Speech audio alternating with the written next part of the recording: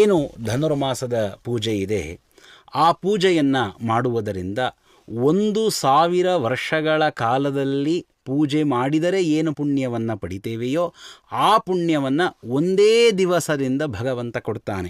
ಏನು ಅರುಣೋದಯದ ಕಾಲದಲ್ಲಿ ಕತ್ತಲೆ ಇರ್ತದೆ, ಪೂರ್ಣವಾದ ಕತ್ತಲೆ ಇರ್ತದೆ, ಆ ಸಂದರ್ಭದಲ್ಲಿ ಮಾಡುವ ಪೂಜೆ ಇದು ಉತ್ತಮವಾದಂತಹ ಪೂಜೆ. ಆ ಪೂಜೆಯಿಂದಲೇ 1000 ವರ್ಷಗಳ ಕಾಲದ ಫಲ, ಪೂಜೆಯ ಫಲ ನಮಗೆ ದೊರೆಯೋದು. ಮಧ್ಯಮ ಲುಪ್ತ ತಾರಕ, ನಕ್ಷತ್ರಗಳೆಲ್ಲವೂ ಕೂಡ ಹೋಗಿಬಿಡ್ತವೆ, ಇನ್ನು ಸೂರ್ಯೋದಯ ಆಗಿರುವುದಿಲ್ಲ, ಆದರೆ ಸೂರ್ಯನ ಬೆಳಗು ಬರ್ತದೆ. ಆದ್ದರಿಂದಾಗಿ ನಕ್ಷತ್ರಗಳು ಕಣ್ಮರೆಯಾಗಲಿಕ್ಕೆ ಆರಂಭವಾಗ್ತವೆ. ನಕ್ಷತ್ರಗಳ ಕಣ್ಮರೆಯಾಗಬೇಕಾದ್ರೆ ಪೂಜೆ ನಡೀತಾ ಇದೆ, ಅದು ಮಧ್ಯಮ ಪೂಜೆ. ಅಧಮ, ಸೂರ್ಯ ಸಹಿತ ಸೂರ್ಯೋದಯ ಆಗಿಬಿಟ್ಟಿದೆ, ನಾವು ಪೂಜೆ ಮಾಡ್ತಾ ಇದ್ದೇವೆ ಅಂದರೆ ಅದು ಅಧಮ ಪೂಜೆ. ಮಧ್ಯಾಹ್ನೇ ನಿಷ್ಫಲ ಭವೇತ್, ಮಧ್ಯಾಹ್ನದಲ್ಲಿ ಧನುರ್ಮಾಸದ ಕಾಲದೊಳಗೆ ಮಧ್ಯಾಹ್ನದಲ್ಲಿ ಪೂಜೆ ಮಾಡಿದರೆ ಅದು ನಿಷ್ಫಲವಾಗಿ ಬಿಡುತ್ತದೆ. ಮೊದಲಿಗೆ 1000 ವರ್ಷ ಬದುಕಲಿಕ್ಕೆ ನಮಗೆ ಸಾಧ್ಯವೇ ಇಲ್ಲ.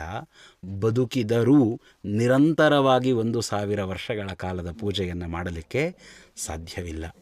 ಅಂತಹ ಪೂಜಾ ಫಲವನ್ನು ಯಾವುದನ್ನು ನಮಗೆ ಪಡೆಯಲಿಕ್ಕೆ ಸಾಧ್ಯವೇ ಇಲ್ಲ, ಅಂತಹ ಫಲವನ್ನು ಭಗವಂತ ಈ ಧನುರ್ಮಾಸದ ಪೂಜೆಯಿಂದ ನೀಡ್ತಾನೆ.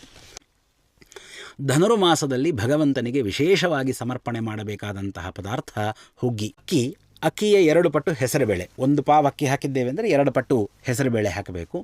ಅದರ ಜೊತೆಯಲ್ಲಿ ಉಳಿದ ಪದಾರ್ಥಗಳನ್ನು ಏಲಕ್ಕಿ, ಹಸಿ ಶುಂಠಿ, ಒಣಶುಂಠಿ ಇವುಗಳನ್ನು ಹಾಕಿ ಹುಗ್ಗಿಯನ್ನು ತಯಾರು ಮಾಡಬೇಕು.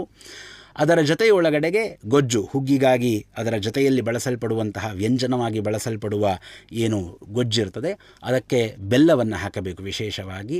ಆ ಬಳಿಕ ಮೊಸರಿನ ಜೊತೆಯೊಳಗಡೆಗೆ ನೈವೇದ್ಯ ಮಾಡಬೇಕು.